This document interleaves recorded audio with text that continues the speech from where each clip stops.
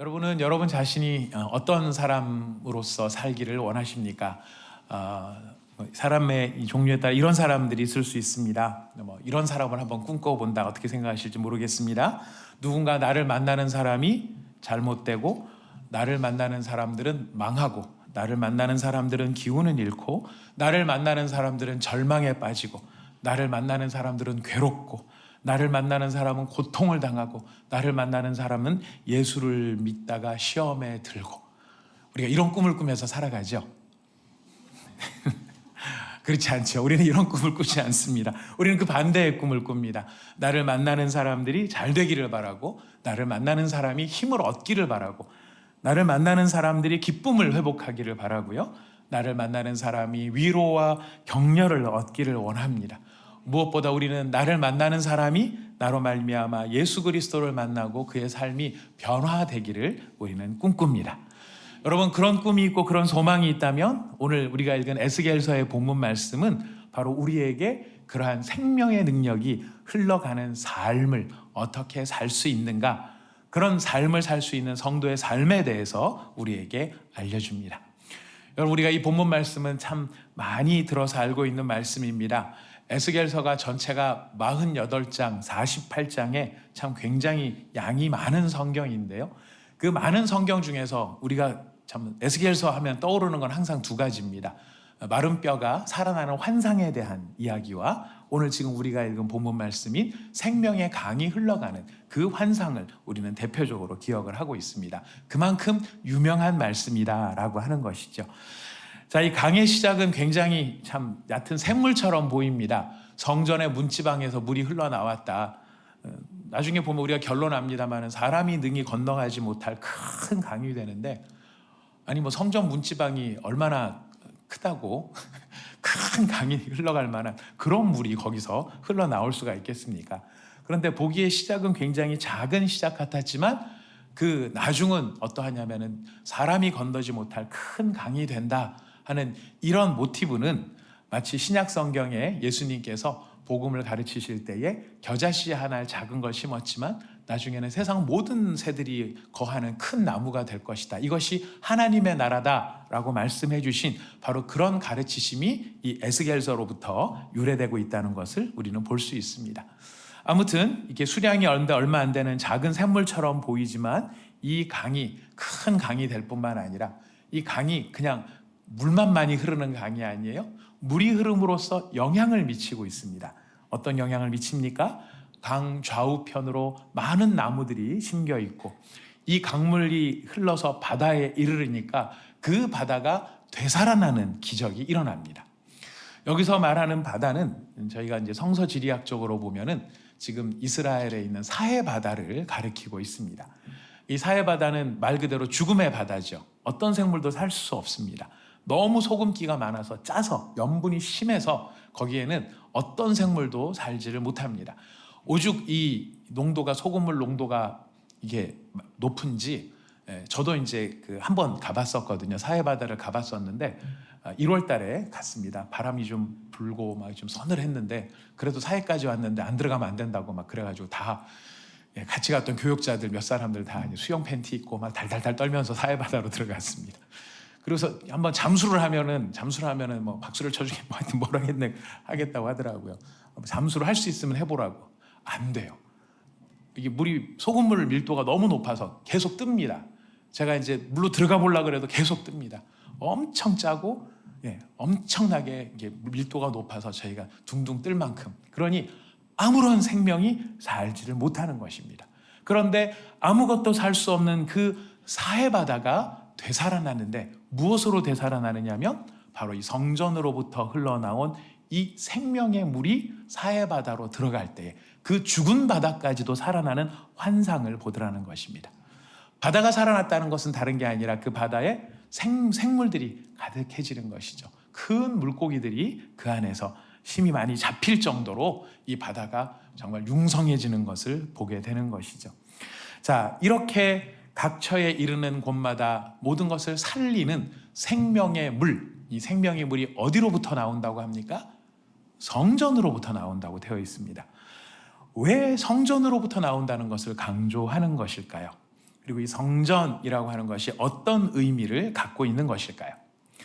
여러분, 에스겔서를 통독을 우리가 이번 주 지난주에 해왔습니다. 우리가 에스겔서를 읽어보면 굉장히 많은 이야기들이 등장을 합니다.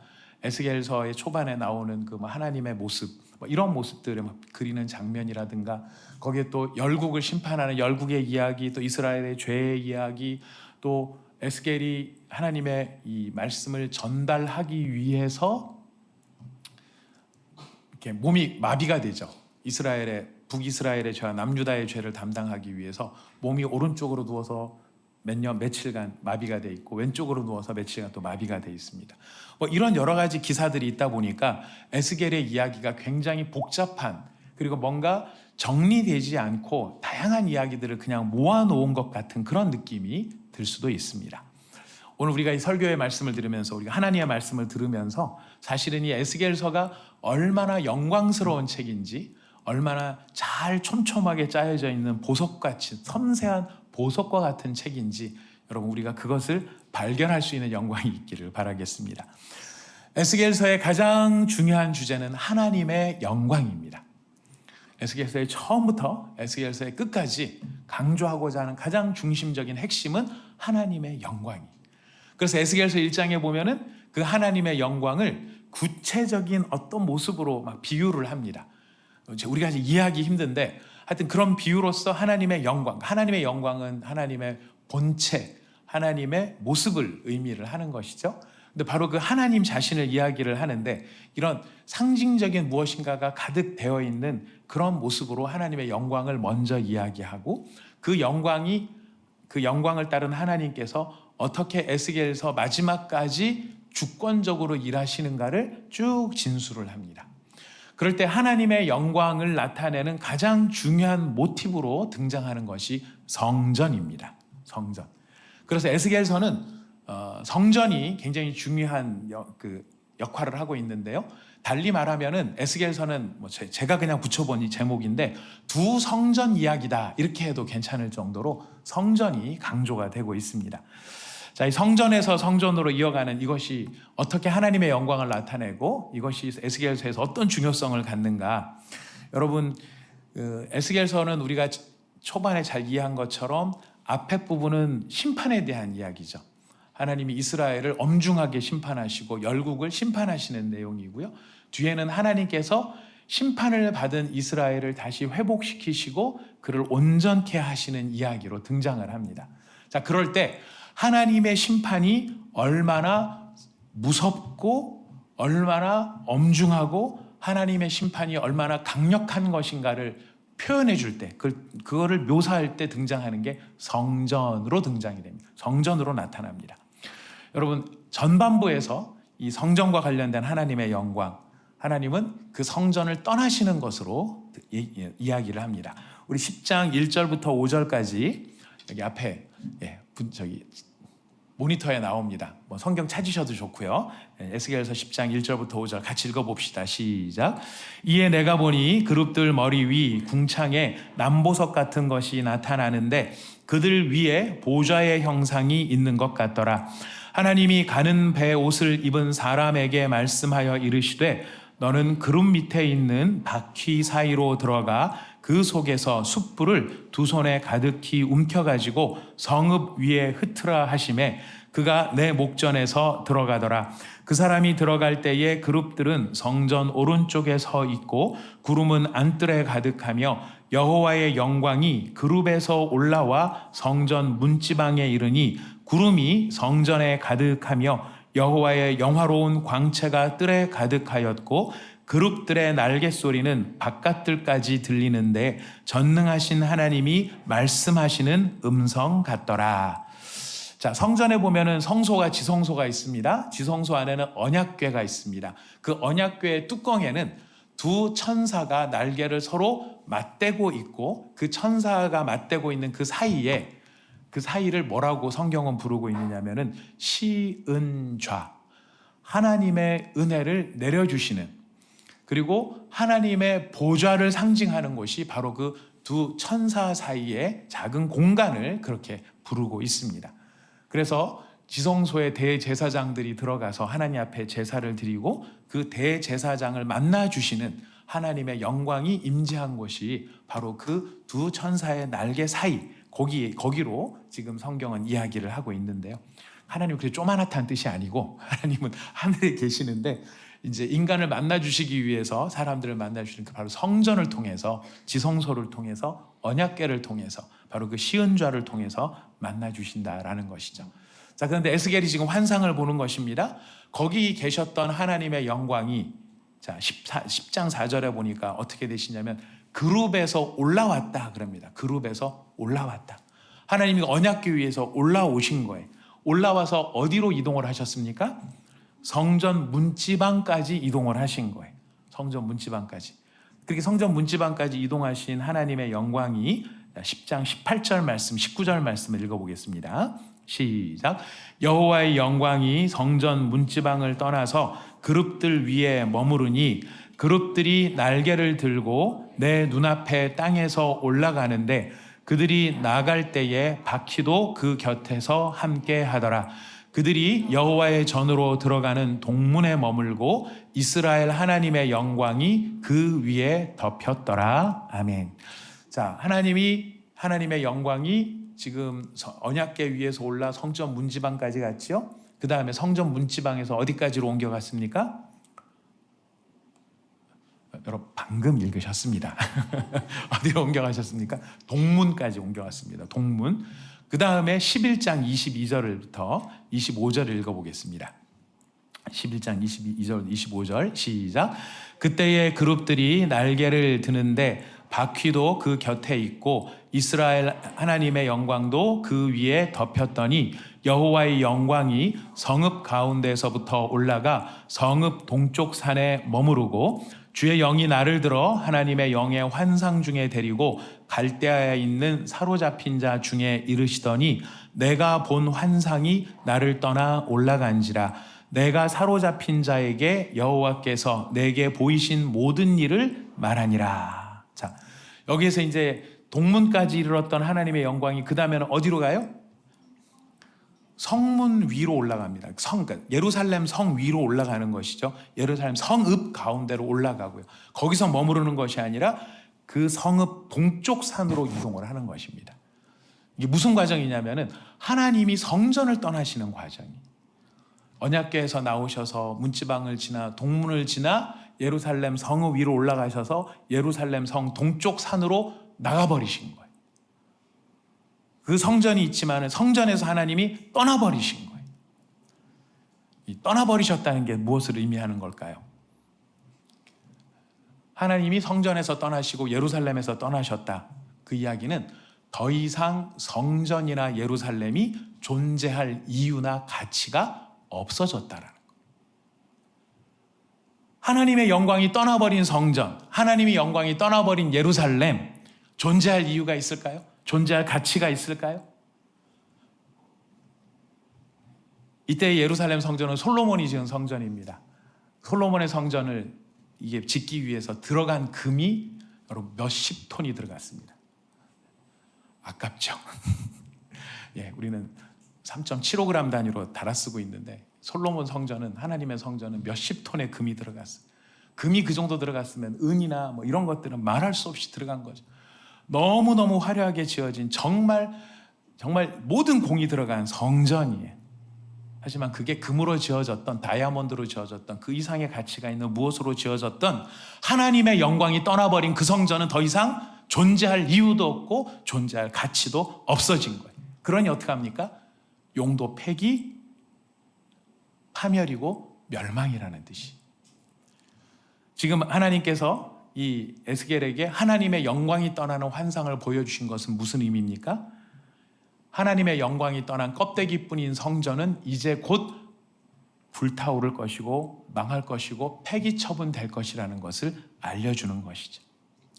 하나님께서 이렇게 성전을 떠나심으로 예루살렘과 이제 이스라엘과 예루살렘과 이 성전은 무너지게 생긴 상황인데 하나님께서 왜 떠나시는가를 그 다음에 이 11장 이후로 이야기를 하십니다. 내가 왜 이 이스라엘 백성을 떠날 수밖에 없는가? 성전을 떠날 수밖에 없는가? 그 죄에 대해서 낱낱이 이야기를 하세요. 이거는 한두 번 지었던 죄의 문제가 아니고 하나님께서 이스라엘 백성을 선택하셔서 시내산에서 언약을 맺으시고 그들을 광야에서 인도하실 때부터 시작해서 사사시대를 거치고 열왕의 시대를 거치는 그 모든 시간 동안에 하나님이 계속해서 그들을 용서하시고 품으셨지만 끊임없이 주님을 향해 배신하고 주님을 떠났던 이스라엘에 쌓였던 수많은 죄들, 그 죄들에 대해서 하나님께서 마침내 심판을 하시지 않을 수가 없었던 것이죠. 여러분, 이스라엘의 죄 중에 가장 근본적인 죄는 하나님을 배신한 죄고 하나님을 떠난 죄입니다. 하나님을 먼저 떠난 것은 하나님이 아니고 이스라엘이었습니다. 여러분, 약속이라는 말을 우리가 정의하잖아요. 약속은 무엇과 같은가 그랬을 때 전 참 인상 깊었던 말이, 약속은 고무줄을 양쪽에서 잡아당기는 것이다 라는 말이 굉장히 인상적이었어요. 고무줄을 양쪽에서 잡아당기는 것이다. 무슨 뜻일까요? 끝까지 잡고 있는 사람이 아프다는 거예요. 놓으면 안 됩니다. 끝까지 잡고 있어야, 이게 약속이에요. 약속은 양쪽에서 끝까지 잡고 있어야 약속이 되는 겁니다. 약속을 지키는 겁니다. 그런데 누군가가 약속을 안 지키면 누가 아픈 걸까요? 약속 지킨 사람이 아픈 거예요. 지금 하나님과 이스라엘 백성 중에 누가 더 아팠을까요? 하나님이 더 아프시죠. 왜? 먼저 떠난 것은 이스라엘 백성이니까. 너희가 떠난 이곳이라면 나도 떠나겠다. 그래서 하나님이 떠나버리시는 거죠. 그래서 이스라엘을 기소하십니다. 그리고 이스라엘에게 판결을 내리십니다. 그리고 그 유죄라는, 무죄냐 유죄냐 했을 때 유죄라고 한다면, 그렇다면 어떤 벌을 받아야 되는가. 에스겔의 나머지 부분은 나머지 11장부터 32장까지는 이런 내용으로 가득 차 있습니다. 하나님의 기소와 하나님의 판결, 그리고 그것이 실제 이스라엘의 역사에서 어떻게 형으로 집행이 되었는가 하는 것을 낱낱이 기록해 놓은 것이죠. 근데 보면은 그 뒷부분에 이제 열국이 심판당하는 장면이 나옵니다. 이스라엘과 예루살렘이 심판을 당하고 난 다음에 여러 나라들이 심판을 당해요. 여러 나라들을 왜 심판하시는 걸 왜 적어 놓으셨을까요? 왜 심판하실까요? 이스라엘만 잘못했겠어. 주변 나라들 애굽, 에돔 다 잘못했지. 그러니 다 혼나야지. 그런 의미도 있습니다. 그리고 하나님은 이스라엘만이 하나님이 아니라 모든 열국의 하나님이시다라는 것도 의미가 있습니다. 그래서 모든 열국을 다 심판하시는 것이죠. 하지만 더 중요한 의미가 있는데요. 그건 뭐냐면, 하나님이 아브라함을 부르실 때부터 하나님이 정하신 목표가 있었어요. 아브라함을 딱 부르셨을 때 하나님이 이유가 있으셨어요. 아브라함을 왜 부르셨을까요? 아브라함의 언약의 후손이신 사랑하는 믿음의 형제자매 여러분, 하나님이 아브라함을 왜 부르셨습니까? 난 유대인이 아닌데, 그렇죠. 우리는 유대인이 아니에요. 아브라함부터 유대인이 시작이 되는 건데요. 우리는 아브라함이 그럼에도 불구하고 우리 조상이라고 얘기를 하죠. 무슨 조상이죠? 믿음의 조상이에요. 혈통의 조상이 아니고 믿음의 조상이에요. 그 믿음 안에서 우리가 같은 믿음을 가지고 있기 때문에 그래요. 그러니까 우리 잘 알아야 돼요. 이거. 아브라함을 부르신 이유가 우리를 부르신 이유하고 같기 때문에 그래요. 하나님께서 아브라함을 부르신 이유는 바로 이것입니다. 너와 너의 자손으로 말미암아 천하 만민이 복을 받을 것이다. 하나님이 아브라함을 부르신 데는 천하 만민이 복을 받게 하시기 위해서 아브라함을 불러내신 거였어요. 아브라함, 잘 먹고 잘 살렴. 자식도 많이 낳고 내가 부자로 살게 해줄게. 자, 훌륭하다. 됐지? 이게 아니에요. 부자로 살게 해주시든 뭐를 하든 하나님의 목표는 어떤 목표 때문에? 천하 만민이 복을 받게 하기 위해서 그런 거였어요. 자, 이 천하 만민이 복을 받아야 되는데, 자, 이스라엘이 지금 어떤 지경에 이르렀습니까? 하나님이 견디다 못해 그 예루살렘 성전을 떠나시는 저 지경에 이르르니까, 이스라엘이 이스라엘로서 똑바로 못하니까, 제사장 민족으로서 제사장 민족답게 못 사니까 누구까지 벌을 받아요? 천하 만국이 벌을 받는 거예요. 천하 만민이 복을 받으려고 하나님이 부르셨는데, 이 이스라엘이 똑바로 못하니까 천하 만국까지 같이 심판을 받게 되더라는 것이, 이것을 지금 에스겔이 보여주는 것입니다. 자, 이래서 하나님의 영광이 떠나버린 이 나라, 그렇게 해서 망해버리는 것이죠. 여러분, 우리 그리스도인들에게 가장 이게 답답하고 괴롭고 무서운 상황이 어떤 상황이시든가요? 여러분 경험해 보시니까 우리가 경험하는 여러 어려움들이 있습니다. 각각의 다 어려움들이 있어요. 근데 성도가 경험하는 어려움 가운데 가장 고통스럽고 힘든 경험은 하나님이 느껴지지 않을 때, 마치 하나님이 떠나버리신 것 같은, 내 마음이 그냥 텅 비어버린 것 같은, 그래서 하나님을 부르는데도 그냥 내가 허공에다가 대고 나 혼자 있는 것 같은 그런 상황이 우리를 가장 힘들게 만듭니다. 여러분, 이 힘듦은 다른 걸로 보충이 안 돼요. 내가 뭔가를 많은 소유를 가지고 있어서 밤새도록 돈을 세도 밤새도록 세다가 잠드는 그럴 만큼의 돈이 있다 할지라도요, 하나님이 나를 떠나신 것 같은 그 마음 상태가 되면 그 모든 것이 허무해지는 거예요. 허사가 되는 것 같은 거예요. 그래서 교회사에서도 2000년에 지금 교회사지 않습니까? 2000년의 교회사에서도요, 하나님이 떠나버리시니까 어떤 결과가 생기든가요? 유럽의 교회에서 하나님이 떠나버리시니까, 영국의 교회에서 하나님이 떠나고 프랑스나 독일의 교회에서 하나님이 떠나버리시니까 어떤 결과가 생깁니까? 교회가 이슬람 사원이 되죠. 교회가 나이트클럽이 되죠. 교회가 술집이 되죠. 하나님의 영광이 떠나버린 그 건물들은 더 이상 존재할 가치와 이유를 잃어버리게 된다는 것이. 여러분들의 마음에는 하나님이 계십니까? 여러분의 영혼 가운데는 하나님이 머물고 계십니까? 대답 안 하는 분들은 저의 영성을 믿으시는 거죠. 맞춰보세요, 이런 거죠. 예, 여러분, 하나님이 떠나버리시는 것은 가장 큰 심판이 되는 것입니다. 자, 바로 이렇게 이스라엘이 가장 큰 심판을 당했어요. 그런데 이렇게 가장 큰 심판을 당한 이스라엘이 어떤 모습으로 회복이 되어지느냐면은, 우리가 에스겔 37장에 마른 뼈가 살아나서 하나님의 군대가 되는 환상을 보여주시면서 이렇게 살아나리라 하는 것을 보여주셨을 뿐만 아니라, 두 번째 환상은 무엇이냐면, 바로 그렇게 쫄딱 망하고 더 이상 소망이 없었던 그 나라가, 그 민족이 생명의 강이 흘러 그 강이 닿는 모든 것마다 살려내는 그런 나라로 변하더라, 이런 나라가 되더라 하는 영광을 보여주시는 것입니다. 만나는 사람마다 망하는 게 아니고, 만나는 사람마다 어떻게 돼요? 살아나는 것이죠. 그 강물이 닿는 곳마다 살아나더라. 이스라엘 가운데에 성전은 건물보다도 참 성전된 이스라엘 공동체, 참 성전 되신 예수 그리스도, 참 성전된 우리 자신을 우리가 지금 이해해 볼 수 있는데요, 바로 그곳으로부터 생명의 물이 흘러나가는 그런 회복이 일어나더라는 것이. 어떻게 이런 회복을 경험할 수 있었을까요? 어떻게 이렇게 회복이 됐을까요? 여러분, 성전에서 흘러나오는 물, 성전이라고 다 같은 성전이 아닌 걸 발견을 하게 됩니다. 여러분, 모든 성전에서, 그러니까 앞에 있었던 성전에서는 이런 물이 흘러나오지 않았어요. 솔로몬이 손으로 지었던 성전에서는 이런 영광의 생명의 물이 흘러나오지 않았어요. 솔로몬의 성전은 하나님의 영광이 떠나심으로 용도 폐기가 되어버렸기 때문에 더 이상 생명의 물이 흘러나오지 않아요. 어떤 성전에서 그 물이 나옵니까? 회복된 성전에서 생명의 물이 흘러나옵니다. 회복된 성전이란 어떤 성전일까요? 무엇이 회복된 것일까요? 하나님께서 다시 돌아오신 것입니다. 여러분, 에스겔서 43장 1절 말씀부터 5절 말씀까지를 읽어보겠습니다. 에스겔서 43장 1절부터 5절 같이 읽어보겠습니다. 시작. 그 후에 그가 나를 데리고 문에 이르니 곧 동쪽을 향한 문이라.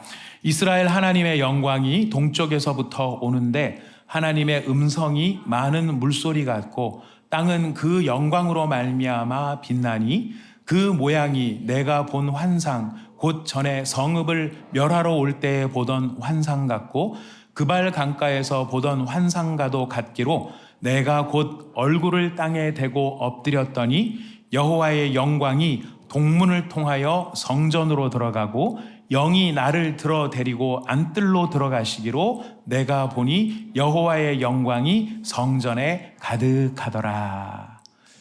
여러분, 11장에서 떠났던 하나님의 영광이 43장에 어떻게 하십니까? 다시 돌아오신 거예요. 다시 돌아오시는데, 여러분 쭉 읽은 성경을 보니까 나가실 때 밟으셨던 그 순서, 성전 문지방, 동쪽 문, 성읍, 동쪽 산이었는데 지금 에스겔이 보니까 그 떠나셨던 동쪽으로부터 하나님이 다시 오셔서 동문을 통해 성전 안으로 들어가시는 것을 보게 되는 거예요. 그 성전 안에 들어가서 하나님의 임재가 회복이 되고 하나님께서 그 안에서 새로운 율법을 제정을 해주십니다. 44장부터 해서 여러분 나머지 성경의 46장까지 보면은 이 성전 안에서 드려져야 될 제사와 성전에 수종드는 자들의 규례와 이런 이야기들이 있어요. 자, 이렇게 내면이, 성전의 내면이 온전하게 통치가 확립된 다음에 비로소 그 다음에 등장을 하는 게 뭐냐면은 성소에서 흐르는 생명의 물이 등장을 하는 것이. 이렇게 하나님께서 다시 돌아오셔서 하나님이 그곳에 머무르실 때 그곳에서 생명의 물이 나오게 됩니다. 그럴 수밖에 없겠죠. 생명의 원천이 누구에게 있기 때문에? 하나님께 있기 때문에. 그리고 중요한 하나님이 그곳에 계셔야 하는 것입니다. 그래서 에스겔서의 결말이 뭐냐면은 에스겔서 48장 35절, 한번 우리 에스겔서 제일 마지막 절입니다. 읽어보겠습니다. 시작. 그 사방의 합계는 18,000척이라 그날 후로는 그 성읍의 이름을 여호와 삼마라 하리라. 자, 여호와 삼마, 무슨 뜻일까요? 여호와 삼마.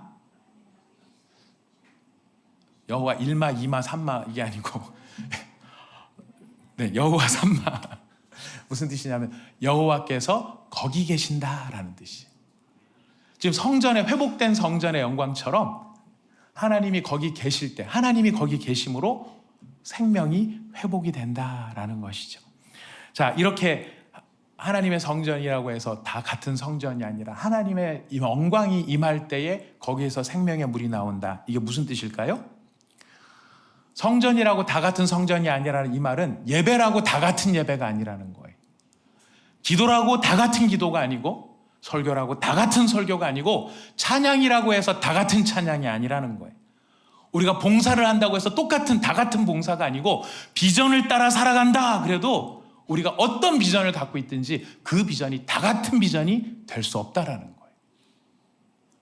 다 같은 게 아니라면 뭐 차이가 나는 것입니까? 생명의 물이 흘러나오느냐, 생명의 물이 흘러나오지 않느냐. 거기에서 생명의 능력이 나타나느냐, 생명의 능력이 나타나지 않느냐라는 것이. 여러분, 예배라고 하는 것의 가장 핵심은 뭘까요? 예배 예전은 기계적인 게 아닙니다. 10시 딱 되면 10시 전에 2부 예배 우리 성도님들 부탁 한 가지 드리겠습니다. 말 나온 김에 부탁드립니다. 우리 예배는 11시에 시작되는 게 아니고 10시 50분에 시작이 됩니다. 10시 50분에 우리 비블레스 찬양팀이 찬양을 시작합니다. 그때부터 예배는 시작되는 것입니다. 여러분, 늦지 않게 와주시기를 부탁드리겠습니다. 우리 비블레스 찬양 너무너무 은혜롭게 잘합니다. 자, 이게 어쨌든 10시 50분 되면은 시작. 이제 11시 50분, 네. 1마, 2마, 3마보다 지금 이게 더 충격적이네요. 네. 아무튼 그 시작이 되면은 이제 영광송 우리가 부르고 이제 제가 나와서 이게 또 저희 정해진 패턴을 따라서 말씀을 드리고 이렇게 기계적으로 가는 것이 예배가 아니에요. 예배의 핵심은 관계적인 거예요. 관계예요, 관계. 관계란 누구와의 관계겠어요? 하나님과의 관계. 하나님과의 관계가 살아있고 그 관계 안에서 서로 사랑을 이야기하는 것이 예배 시간이에요. 이래야 예배가 생명력이 있고 예배가 예배다워지는 거예요. 근데 막 예배 드리면서 시험 들면은 드는 경우가 있어요. 어떤 경우가 시험 들 수 있을까요? 하나님께 집중 못하고 딴 거에 집중하면 시험에 듭니다. 오늘 저 목사 넥타이 색깔이 왜 저럴까? 이제 그러면 끝날 때까지 색깔만 보이시는 거예요. 여러분, 이렇게 되는 거는 하나님께 집중하는 게 아닙니다. 예배의 시작 처음부터 예배 끝까지 하나님을 의식하고 하나님의 임재를 기억하며 기다리고 우리가 또 그것을 사모하는 마음으로 하나님께 우리의 마음의 사랑의 고백을 드리고 또 하나님께서 모든 예배 순서 때마다 성령으로 우리에게 감동시키심으로 우리 가운데 그 기쁨을 누리게 하시는 이런 영적 교감이 이루어지는 예배가 살아있는 예배다라고 말할 수 있는 것이겠죠. 설교도 마찬가지입니다. 이게 성경 말씀을 쭉 이야기한다고 설교가 되지 않죠. 중요한 건 뭡니까? 거기서 뭐가 흘러나와야 될까요? 생명의 물이 흘러나와야 돼요. 하나님께서 저희 설교 가운데 생명의 물이 흘러나오는 복을 주시기를 간구합니다. 할렐루야, 될 줄로 믿습니다. 우리 할렐루야 찬양대의 찬양 가운데 생명의 물이 흘러나오게 하실 줄 믿습니다. 아멘. 우리의 모든 봉사와 교회 모든 사역 가운데 생명의 물이 흘러나오게 하실 줄 믿습니다. 아멘. 근데 어떤 때 생명의 물이 흘러나와요? 하나님의 임재가 있을 때. 하나님의 임재가 있을 때. 그렇다면 어떻게 하나님의 임재를 우리가 경험할 수 있는가? 사실 에스겔서의 나머지 부분은 이렇게 하나님의 임재와 그 회복을 이야기하시는 아주 촘촘하고 꼼꼼한 하나님의 말씀이세요. 그래서 제가 이걸 다 정리를 해서 1부 때 그냥 다 정리된 걸 말씀을 드렸더니 많은 분들이 들으시다가 못 들으시더라고요. 너무 설명이 길어가지고. 그래서 제가 2부 때는 반성을 했습니다. 요 사이에 짧은 시간에 반성을 하고 다 기억 못한다. 그러니까 핵심만, 가장 중요한 것만 붙들어 보자, 이제 이렇게 생각을 했습니다. 그렇더라도 여러분 에스겔서 이 전체가 정말 회복을 위해서 너무나 중요한 이야기를 하고 계시니까 여러분들 꼭 다시 에스겔서를 촘촘하게 읽어보시기를 좀 부탁드리겠습니다. 회복의 첫 번째 스텝은 청산으로 시작합니다. 아까 망했죠? 심판당했죠? 뭐 때문에 그랬습니까? 죄 때문에 그랬어요. 하나님의 회복은 바로 그 죄와 허물을 청산하시는, 날려버리시는 일로 시작이 됩니다. 이 청산의 작업에 우리한테 요구되어지는 반응은 회개의 반응이 필요했죠. 만약에 하나님께서 그 이스라엘의 죄를 청산해 주지 않으시면은 이스라엘은 여전히 그 죄 가운데 있는 겁니다. 죄를 치워주시지 않으면은 그 죄로 말미암는 심판과 저주 아래 여전히 있을 수밖에 없어요. 그래서 하나님께서 먼저 그 죄와 허물들을, 그 빚을, 영적 빚이라고 말할 그 빚을 다 갚아주시는 거예요. 다 갚아주시는 거예요. 그리고 우리는 그 하나님 앞에서 우리의 잘못, 우리가 이렇게 죄를 짓는 존재고 이렇게 빚을 잔뜩 만든 사람입니다 라고 하는 것을 회개하는 것이죠. 그리고 하나님께서는 에스겔을 세우십니다. 에스겔을 세우시는 건 소통을 위해서 세우셨어요. 여기에 담긴 우리에게 주시는 영적 감동은 뭐냐면 청산 다음에 우리한테 뭐가 필요한가? 하나님과의 소통이 필요하다라는 거예요. 소통이. 그건 기도로 말미암는 소통일 수도 있고 찬송으로 말미암는 소통일 수도 있어요. 그러나 하나님 앞에 나가지 않으면, 하나님과 우리가 뜻이 통하지 않는다면 여러분, 우리는 진정한 회복을 경험할 수가 없게 됩니다. 그래서 모든 회복의 첫 번째 스텝은 뭐다? 청산. 두 번째는 뭐다? 소통. 그 소통을 통해서 하나님이 선포해 주십니다. 사실 에스겔서의 굉장히 중요한 주제이기도 한데요. 거짓 목자들 때문에 잘못된 길로 갔던 이스라엘 백성들한테 하나님이 내가 참 목자가 되리라, 너희들에게 참 목자가 되리라고 선언해 주십니다. 우리도 하나님과 소통이 이루어지고 하나님께서 우리를 회복시켜 나가실 때 우리에게 주시는 가장 중요한 약속의 첫 번째 약속, 제일 중요한 약속이 뭘까요? 하나님 우리에게 들려주시는 약속이 뭘까요? 우리가 붙잡아야 될 약속이 뭘까요? 내가 너의 목자가 되어주리라. 내가 너를 붙들어 주리라. 내가 너와 함께하면서 너를 인도하여 주리라. 이것이 회복을 위한 하나님의 중요한 스텝이라고 하는 것이. 여러분, 그렇게 하나님께서 나의 목자가 되어주시기로 말씀하시기 때문에 그 안에서 우리는 다시 언약을 하나님과 다짐을 하게 됩니다. 하나님은 우리에게 하나님의 아버지가 되어주시고 우리는 하나님께 자녀가 되는, 이게 언약이에요. 서로 사랑하는 연인들끼리 손을 맞잡고 서로 눈을 이렇게 바라보면서 서로 뭐라고 이렇게 약속들, 얘기를 많이 하죠. 많은 이야기들 하지만 거기에 언약이 담겨 있는 얘기가 있어요. 나는 당신의 남편이 되고 당신은 나의 아내가 됩니다. 이런 관계를 설정하는 것이 언약이에요. 하나님이 우리를 인도하시는 목자가 되어주신다 그랬을 때 그 목자 되신 하나님을 향해 우리가 보여야 될 반응은, 하나님 맞습니다. 하나님은 저의 아버지이시고 저는 하나님의 자녀입니다. 이렇게 언약을 맺는 거예요. 그 언약을 맺을 때에 그 언약 때문에 이제 하나님께서 구체적인 회복의 일을 하시는데, 그 회복이 뭐냐면, 여러분 하나님과 소통하지요. 하나님 우리를 인도하신다고 우리 마음에 깨달아지지요. 그리고 하나님 나의 아버지이십니다 하고 하나님 앞에 메어 달리면은요, 그런 관계가 설정이 되면 하나님께서 개개인에 맞추어 소망을 주십니다. 이건 에스겔서에 보면은 바로 그런 스텝이 나와요. 내가 너희를 살릴 것이다. 다시 하나가 되게 할 것이다. 이런 소망과 비전을 주, 청사진을 보이시는 거예요. 여러분 개인적으로 받으신 청사진 혹시 있으십니까? 여러분 기도 가운데 하나님께서 여러분 마음속에 감동으로 주셨던 여러분의 평생의 삶에 메시지가 있으십니까? 없으십니까? 예, 없으시다면 여러분 꼭 받으시기를 바라겠습니다. 들으시기를 바라겠습니다. 근데 사실 하나님이 말씀해 주셨는데 우리가 잊어버리고 있을 수 있는 것들도 있을 수 있어요. 우리가 대표적인 건 개개인별로 받는다라고 하는 거는 뭐 꼭 받아야 되느냐? 제가 봤을 때는 꼭 받아야 되는 것 같아요. 꼭 받고 우리 마음에 품는 게 필요한 것 같은데요. 우리 봄에 오셔서 간증해 주신 이정빈 장로님 간증 혹시 기억하십니까? 아직까지 그걸 기억하신다면 여러분 진짜 너무 천재시거나 기억 못하시는 게 정상입니다. 우리가 할 게 얼마나 많아요. 아마 기억나실 거예요. 이정빈 장로님이 받으신 소망의 청사진은 이거였습니다. 죽지 아니하리라 였어요. 기억나시나요? 네.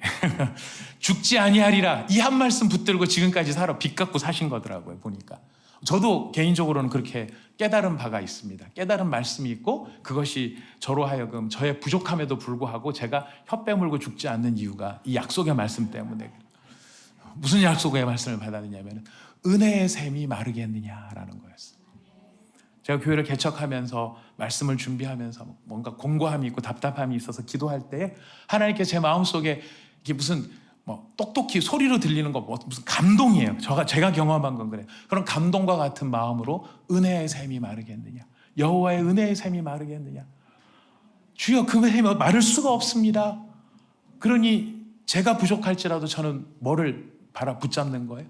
하나님의 은혜의 샘이 마르겠느냐. 그 약속을 주신 하나님을 바라보며 청사진을 그리면서 나갔게 되는 것이죠.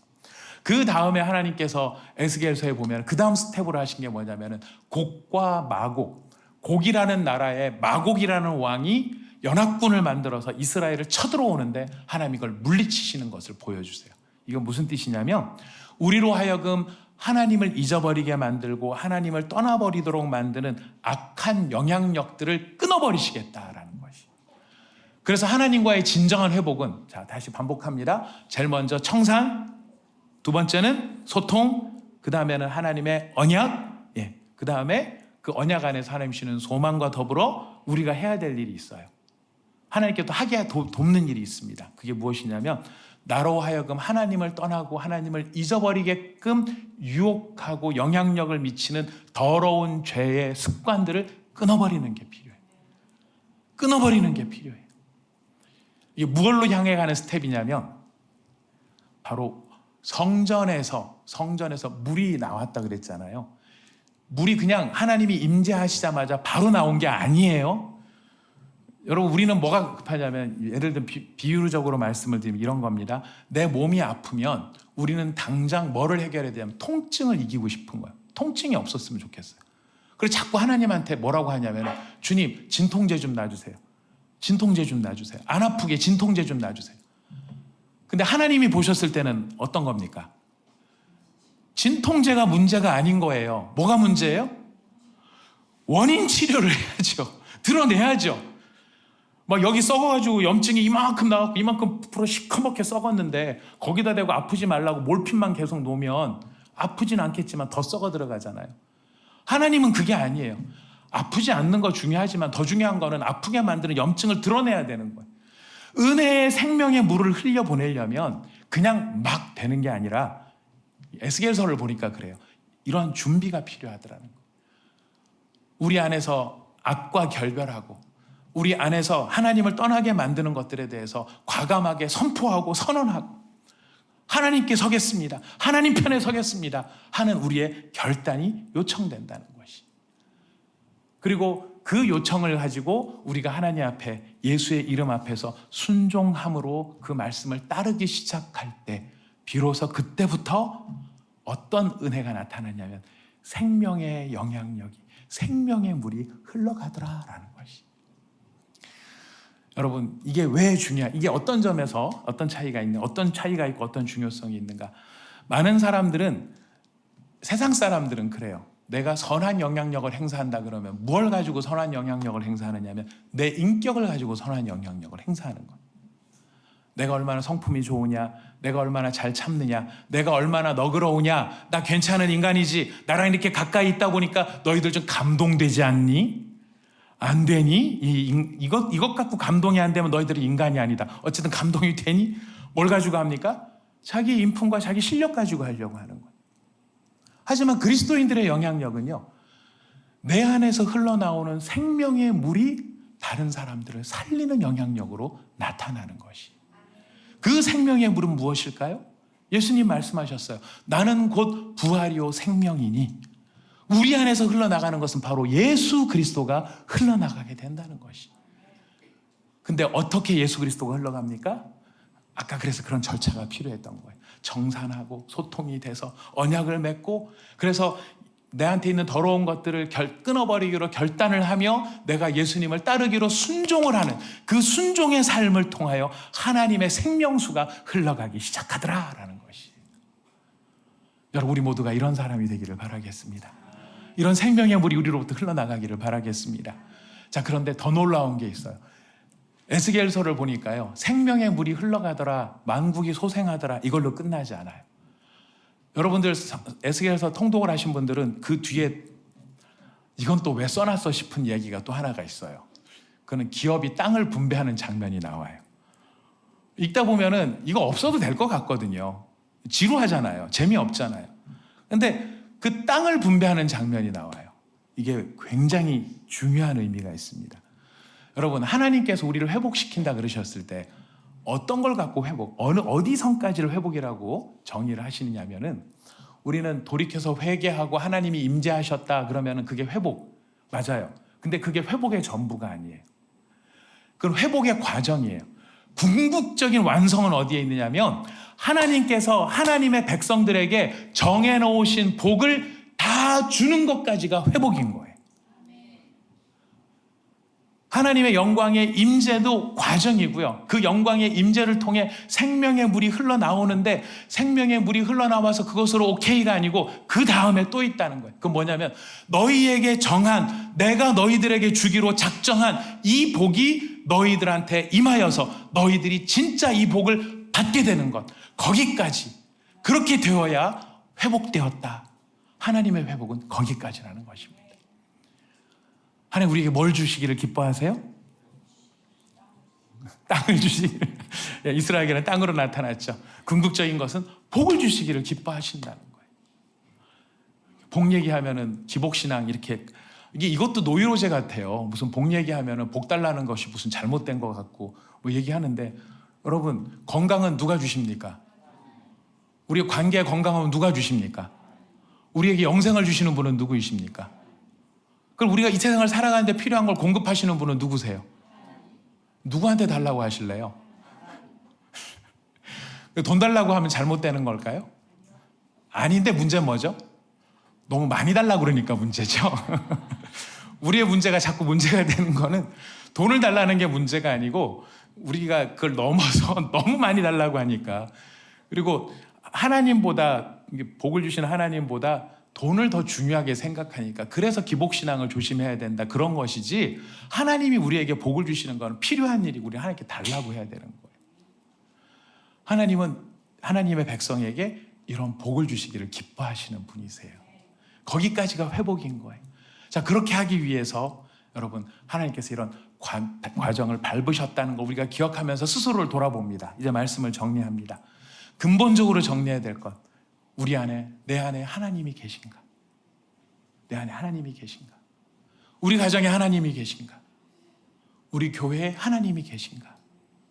여러분, 그러지 않다면 우리는 경각심을 가져야, 놀라야 됩니다.